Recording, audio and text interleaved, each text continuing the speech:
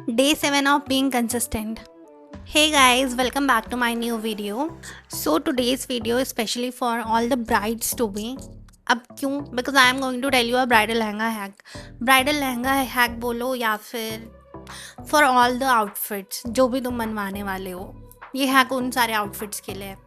And this hack is specially for you to save you from all the wedding stress that you are going to get अगर आपका outfit time पर deliver नहीं होता है. तो अपनी शादी के टाइम पे एक चीज़ जो मैंने सीखी वो ये है कि कभी भी वेंडर्स को अपनी शादी की एक्चुअल डेट मत बताओ.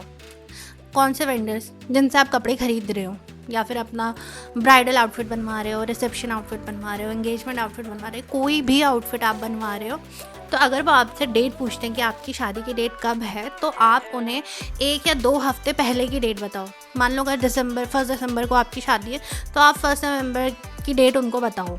Now let me tell you कि मैं ऐसा क्यों बोल रही हूँ before you guys start judging me. पहली चीज़, आप जहाँ से भी अपना आउटफिट लोगे, जब वो आपसे आपकी शादी की डेट पूछेगा तो वो आपको आपका आउटफिट डिलीवर करेगा उस डेट के 2-4 हफ्ते पहले. हो सकता है 1 महीने पहले डिलीवर कर दे. लेकिन अगर आप सोचो कि आपकी वेडिंग है 1 दिसंबर को एंड आपका आउटफिट आपके पास आ रहा है 20 नवंबर को और उसमें अगर कोई इश्यूज हो जाते हैं तो फिर आपके पास कितना टाइम बचेगा उसको ठीक करवाने का. तो इन सब चीज़ों में रिस्क लेके तो कोई फ़ायदा है ही नहीं. तो फिर आप लोग हमेशा अपनी शादी की डेट से 2-3 हफ्ते पहले की डेट आप वेंडर को बताओ कि हाँ इस दिन पे हमारी शादी है भाई, ताकि आपको एटलीस्ट आपका आउटफिट 1 या 1.5 महीने पहले आपके हाथ में आ जाए. क्योंकि हमेशा यही होता है, मेरे साथ भी यही हुआ था. मैं अपना लहंगा जब लेने के लिए गई थी तो फिर मैंने अगस्त में अपना लहंगा लिया था एंड मेरी शादी फरवरी में थी और मैंने उसको बताया था कि जनवरी में मेरी शादी होने वाली है. तो उसने मुझे डेट दी थी नवंबर की, कि नवंबर अराउंड 20 नवंबर उसने मुझे डेट दी थी कि हाँ मिल जाएगा. बट व्हाट एक्चुअली हैपेंड इसकी नवंबर में जिस डेट को उसने बोला था मैंने उस डेट को उसको कॉल किया तो उस वेंडर ने मुझे बोला कि नहीं अभी आपका लहंगा रेडी नहीं है और बहुत सारे रीजंस दिए हैं. मैंने कहा ठीक है. उसने मुझे 10 दिन बाद बुलाया. 10 दिन बाद जब मैं गई अपना लहंगा लेने के लिए तो फिर मेरा लहंगा मुझे फिट ही नहीं आया. और लहंगा ही नहीं, मैंने वहाँ से 3-4 आउटफिट्स और बनवाए थे, उनमें से कोई भी आउटफिट मुझे फिट नहीं आया. अब मुझे समझ नहीं आया यार कि 2-3 महीने में मैं इतनी ज़्यादा मोटी कैसे हो गई कि मुझे कुछ भी फिट नहीं आ रहा है. फिर मैंने और सब में अलग अलग साइज़ डिफरेंस था. ऐसा नहीं था कि सेम साइज़ डिफरेंस हो, किसी में कुछ चेंज है किसी में कुछ चेंज है. तो मुझे कोई भी कपड़ा फिट नहीं आ रहा था ढंग से. तो मुझे गुस्सा तो बहुत आया, लेकिन क्या कर सकते हैं, आप कपड़े अगर वहाँ पर हैं तो फिर आपको पेशेंटली सब कुछ हैंडल करना पड़ता है. तो मैंने उनको बोला कि आप ये सारी चीज़ें ठीक करके मुझे बता दो कि कब तक मुझे मिल जाएंगी. तो ही गेव मी पता नहीं 10 दिन और आगे की डेट दे दी. सबसे पहली प्रॉब्लम तो ये थी कि मेरा ब्लाउज़ मुझे फिट नहीं आ रहा था. तो पहला प्रायोरिटी तो मेरा ब्राइडल आउटफिट का ही था. अब जब मैं अगली बार उस शॉप में गई तो फिर मुझे मेरे जो बाकी के आउटफिट्स थे वो तो सारे फिट आ गए, क्योंकि उसने मैंने जो साइज़ बताया था उसने कोई और साइज़ वहाँ पे रखा हुआ था जब मैं आई थी ट्राई करने के लिए. चलो वो तो सॉर्ट हो गया, लेकिन ब्राइडल लहंगा वो अभी तक सॉर्ट नहीं हुआ, क्योंकि पहले तो ब्लाउज़ की फ़िटिंग मुझे आ ही नहीं रही थी. फिर मैंने दोबारा से उस मास्टर जी को बुलाया और अपना ब्राइडल ब्लाउज़ ठीक करवाया. अब फिर से मुझे एक और डेट मिली कि हाँ भाई आप इतने तारीख को आ जाओ, आपका ब्लाउज़ आपको मिल जाएगा ठीक. अब मैं जिस दिन ब्लाउज़ ट्राई करने के लिए गई मैंने कहा मुझे मेरा पूरा लहंगा दिखा दो एक बार, मैं पूरा ट्राई करके देखूँगी. अब मेरे को उस दिन ब्लाउज़ में थोड़ा बहुत तो ऊपर नीचे था, लेकिन वहाँ पर एक और चीज़ थी जिससे मेरा बहुत दिमाग ख़राब हो गया.